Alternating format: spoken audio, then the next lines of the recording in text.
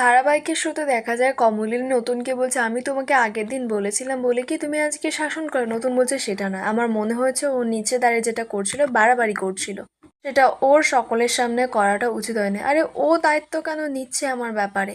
আরে আমি তো জানি না, চিঠি তো হাতে পাইনি, ও সিদ্ধান্ত নিয়ে নিল যে আমি যাবো কি যাবো না, আর ও আমার সঙ্গে যাবে। তখন কমলিনী বলছে আমার মনে হয় যে তোমার ওর সঙ্গে যাওয়া নিয়ে অতটা এক্সাইটমেন্ট নেই যতটা ওর আছে যে ও তোমার সঙ্গে যেতে পারবে সেটা নিয়ে একটু বেশি এক্সাইটমেন্ট আছে। ও তো কোনো বাচ্চা মেয়ে নয়, বলো, একজন অ্যাডাল্ট।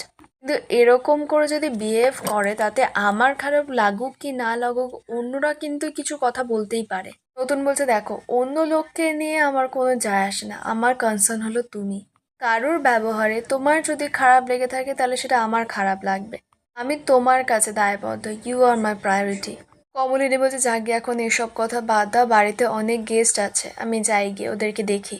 নতুন বলছে রাগ করেছো? কমলিনী বলছে কারণ? নতুন বলছে আমার উপরে নিশ্চয়ই রাগ করনি, কারণ আমি তো রাগ করার মতো কিছু করিনি। কমলিনী বলছে তাহলে আর যদি অন্য কারোর উপর রাগ করে থাকি তার দায় কি তোমার নাকি? নতুন বলছে না, আমি সেটা বলছি না, আমি শুধু এটাই বলছি তুমি গম্ভীর হয়ে থাকলে, তোমার মুখ ভার দেখলে সেটা আমার ভালো লাগে না। আর এটা আমি অনেকবার বললাম। কমলিনী বলছে শুনলাম তো, মুখ ভার নেই আর মুখ ভার হওয়ার কারণও নেই, তবে এই বাড়িতে ওর পরিচয়টা কিন্তু তোমার কলিগ হিসেবে। তুমি ওকে আলাদাভাবে বরং বলে দিও যে ও যখন এই বাড়িতে আসবো যেন এরকম বাড়াবাড়ি না করে। ছেলে মেয়েরাও বড় হয়েছে, ওদেরও তো খারাপ লাগে তাই না? আর আমারও খারাপ লাগে এই কারণে যে ওকে তো আমি কখনো আসতে বারণ করিনি, মিঠির বিয়েতে আরও সেই কারণে রোজ ওকে আসতে বলছে, কারণ ওর বাবা মা ছেড়েও এখানে আছে। তো ওকে যদি আমি একটু বাড়ির ফিল দিতে পারি সেটা তো ভালো কথা। সেই জন্যই কিন্তু আমি ওকে এই কথাটা বলেছি। নতুন তখন বলছে একটু বেশি বাড়াবাড়ি করে ফেলেছো বোধ হয়, তোমারই বা এত কিছু বলার কি দরকার ছিল? কমলিনী বলছে কি করব বলো, আমি তো আর নিজেকে বদলাতে পারবো না, আমি যেমন আমি তেমন। কিন্তু তার মানে তো এই নয় যে আমার ভালো মানুষটাকে কেউ এক্সপ্লয়েট করবে। নতুন বলছে বেশ, বুঝতে পেরেছে, আমি শুধু এইটুকুই বলছি মেয়েটা কিন্তু ভেবে অত কিছু করেনি।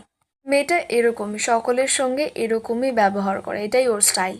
কুর্চি তখন ভোরকে নিয়ে আসে নতুনদের ঘরে। তো কুর্চি এসে কমলিনীকে বলছে বৌদি ওই ভোর চলে যাচ্ছিল তাই বলতে এসছে। তো ভোর তখন কমলিনী আর নতুনকে বলছে যে আমি আসছি। তো কমলিনী জিজ্ঞেস করছে ভোরকে তুমি খেয়েছো? তো ভোর বলছে হ্যাঁ খেয়েছি। কুর্চি তখন বলছে না গো বৌদিভাই খেতেই চাইছিল না, ওই একটা মিষ্টি খেয়ে চলে যাচ্ছিল, আমি জোর করে খাইয়েছি। কমলিনী তখন ভোরকে বলছে তোমার তো মা বাবা এখানে থাকে না তাই না, নিশ্চয়ই তোমার মা বাবাকে তুমি খুব মিস করো, অথচ কাউকে তো বলতে পারো না। এই ভোর, আমি বলি কি তুমি আমাদের বাড়িটাকে না নিজের বাড়ি বলেই মনে করো। তোমার যখন মনে হবে তুমি এই বাড়িতে চলে আসবে, আর তোমার স্যারের উপরে তুমি রাগ করো না। এই যে স্যার তোমাকে বকলো, কেন বকলো জানো? এই যে তুমি তখন কথাগুলো বলছিলে অন্যদের তো অস্বস্তি হচ্ছিল। ভোর বলছে কিন্তু আমি তো শুধুমাত্র স্যারের সঙ্গে যাওয়ার কথাই বলেছিলাম বৌদি। কমলিনী বলছে হ্যাঁ সে তো বটেই, কিন্তু হয় না, আমাদেরও তো ছোট ছোট ছেলে মেয়ে আছে তোমাদের বয়সী, ওদের চোখ মুখগুলো দেখছিলাম, মানে কোন কথায় কে কি মনে করে সেটা তো ঠিক কেউ বুঝতে পারে না তাই না? তুমি বুঝতে পারছো তো ভোর আমি তোমাকে কি বলতে চাইছি? ভোর তখন বলছে সরি বৌদি। ভোর তখন কমলিনী বলছে না না সরি বলতে হবে না, দেখো আমি তোমাকে একটা কথা বলি, তুমি তো তোমার স্যারকে খুব সম্মান করো তাই না? তাই স্যার যাতে এম্বারেসড না হন তা তোমাকে তো সেই বুঝে কথাবার্তা বলতে হবে সব জায়গায়। সেই জন্যই আমি তোমাকে বললাম, বুঝলে তো? আর শোনো, বিয়ের প্রত্যেকটা দিন কিন্তু তুমি এ বাড়িতে আসবে, এসে আনন্দ মজা করবে। ভোর বলছে না রোজ দিন তো আর ইনস্টিটিউট থেকে আসতে পারবো না, আসবো খন বিয়ের দিন আবার। তো কমলিনী বলছে না সেটা তো হবে না। তুমি রাগ করে বলছো, আমি তো বুঝতে পারছি কথাটা তাই না? তুমি কিন্তু একদম নিজেকে বদলে দিও না। তুমি তো খুবই স্বতঃস্ফূর্ত মেয়ে, স্যারের সঙ্গে যতটা স্বতঃস্ফূর্ত তো আমাদের সঙ্গেও তো স্বতঃস্ফূর্ত হতে হবে তাই না? তাই তুমি যেইটুকুনি সময় পাবে একেবারে চলে আসবে আমাদের বাড়িতে, এসে কাজকর্ম করবে, দেখবে খুব মজা হবে। কি এবার রাগ কমেছে তোমার? ভোর বলছে রাগ কেন করব, আসলে স্যারকে আমি অনেক দিন ধরে ফলো করি, ওনার বই পড়ি, আর এখন যখন আমি সুযোগ পেয়েছিলাম স্যারের সঙ্গে কাজ করার সেই কারণেই তো আমি একটুকুনি বেশি এক্সাইটেড হয়ে গেছিলাম। নতুন তখন ভোরকে বলছে ভোর তুমি একটা কথা মাথায় রেখো, তুমি আমার সম্মানটাকে বজায় রেখো। দেখো, তুমি যে কথাগুলো বলছো ওখানে তো আরো 5টা লোক আছে তাই না, তারা তো তোমার মনের কথাটাকে বুঝতে পারছে না। কই, বাকিরা যারা এসেছে ইনস্টিটিউট থেকে সেরকম তো কিছু বলেনি। তুমি কেন? ভোর তখন আবার কাঁদতে শুরু করেছে আর বলছে বললাম তো স্যার সরি, আর কতবার বলবো? কমলিনী তখন ভোরকে বলছে এই ভোর একদম রাগ করবে না। কমলিনী নতুনকে বলছে তোমার আবার এখন বলার কি হলো, তুমি তো আগে বলে দিয়েছো তাই না? কমলিনী ভোরকে বলছে, ভোর দেখো, আমি যদি তোমার দিদি হতাম, দিদির মতনই তো, তাই না? তো বড় দিদি তো শাসন করতেই পারে, তোমার মা হলেও নিশ্চয়ই করতো। একদম রাগ করবে না। আর দেখো, তুমি তোমার স্যারকে শ্রদ্ধা করো বলেই, ভালোবাসো বলেই বলছি। তোমার কারণে যদি তোমার স্যারের অসম্মান হয়, তাহলে তো তোমারই সব থেকে বেশি খারাপ লাগবে, তাই নয় কি? আর সবাই তো সব সময় সবটা সহজভাবে নেয় না। ছাড়ো, এসব কথা বাদ দাও। আমি যেন তোমাকে দেখি তুমি কাল এসেছো। ভোর বলছে, ঠিক আছে আমি আসছি। নতুন বলছে, আমি গিয়ে ছেড়ে দিয়ে আসি। ভোর তখন কাঁদছে আর বলছে, না, তার কোনো প্রয়োজন নেই। আমার জন্য নিচে টিচাররাও ওয়েট করছে, তো আমি ওনাদের সঙ্গে চলে যাব। আর একটা কথা, আমি হয়তো ভুল করে ফেলেছি, আমি তার জন্য ক্ষমাও চেয়েছি, কিন্তু আপনারাও আমাকে সকলের সামনে হিউমিলিয়েট করেছেন। এটা কিন্তু আপনারা ঠিক করেন, তাই না? এতটাও আমি ডিজার্ভ করি না হিউমিলিয়েশন। কমলিনী তখন বলছে, তার জন্য আমি তোমার কাছে সরি চাইছি। আচ্ছা, তা না হলে কালকে আমি সকলের সামনে তুমি যখন আসবে বলে দেবো যে ও তো আমাদের বোনের মতো, তাই ওকে আমরা এইভাবে একটুখানি বকা দিয়েছে। ও বলছে, ঠিক আছে আমি আসছি। নতুন বলছে, দাঁড়াও, আমি তোমাকে ছেড়ে দিয়ে আসবো বললাম তো। তো ভোর তো রাগ দেখিয়ে ওখান থেকে চলে যায়। নতুন পিছন পিছন ছোটে। কমলিনীর মুখটা এবার ছোট হয়ে যায়। তখন কুচি কমলিনীকে বলছে, বৌদি ভাই, আমি বুঝতে পারছি এই মেয়েটা তোমাদের জীবনে একটু সমস্যা হয়ে দাঁড়াবে, বিশেষ করে তোমার জীবনে। কমলিনী বলছে, কেন? তখন কুচি বলছে যে এই মেয়েটাকে দেখে স্পষ্ট বোঝা যাচ্ছে যে এ নতুন দাকে ভালোবাসে। নতুন দাকে নিয়ে কোনো আমাদের সমস্যা নেই, নতুন দেওয়ার উপরে আমার 500 ভাগ বিশ্বাস আছে, কিন্তু এই মেয়েটাকে মাঝে মধ্যে আমাদের এইভাবে শায়েস্তা করতে হবে। বেশিও কিছু বলা যাবে না, কারণ নতুনদার ইনস্টিটিউটে কাজ করে আবার। কমলিনী বলছে, এখন এসব কথা ছাড়ো না দিদি ভাই। কুচি বলছে, না না, ছাড়াছাড়ির কিছু না, আমি সব কথা ভুলে গেলাম বৌদি। কিন্তু আমি একটা কথা বলছি বৌদি ভাই, বাইরের কারোর কারণে তুমি কিন্তু নতুন দাকে ভুল বুঝো না। ওই মানুষটার উপরে তুমি অভিমান করো না বৌদি ভাই। ওই মানুষটা না হিমালয় পাহাড়ের মতো। আর ওই মানুষটা যখন তোমাকে এতটা ভালোবাসে, জীবন দিয়ে ভালোবাসে, তার তো কতবার তুমি প্রমাণ পেয়েছো বৌদি ভাই। তারপরেও তুমি এই সমস্ত কারণে মানুষটাকে ভুল বুঝো না বৌদি ভাই। কমলিনী বলছে, তোমার কেন মনে হচ্ছে যে আমি তোমার নতুন দাকে ভুল বুঝবো? কুচি বলছে, এতগুলো দিন ধরে আমি তোমার সঙ্গে আছি তো, আমি জানি। হ্যাঁ, হয়তো একটা অভিমান হতে পারে, কিন্তু সেই অভিমানটাকে একটা অভিমানের পর্যায়ে তুমি রেখো।